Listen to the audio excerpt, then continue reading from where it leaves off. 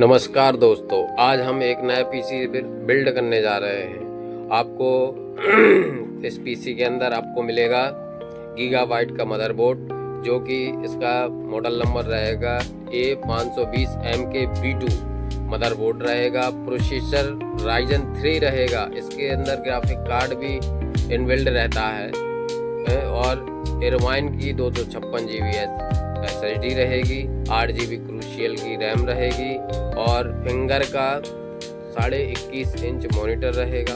Finger की metal की C7 cabinet रहेगी। चलिए आप पीसी असेंबल करना प्रारंभ करते हैं। हमारे YouTube चैनल को सब्सक्राइब, शेयर, लाइक करें। धन्यवाद।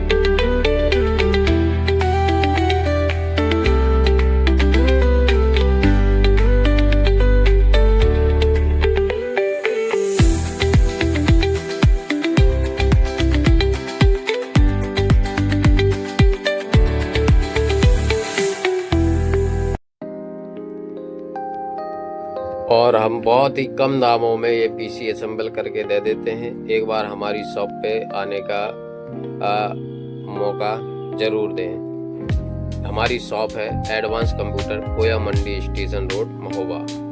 धन्यवाद।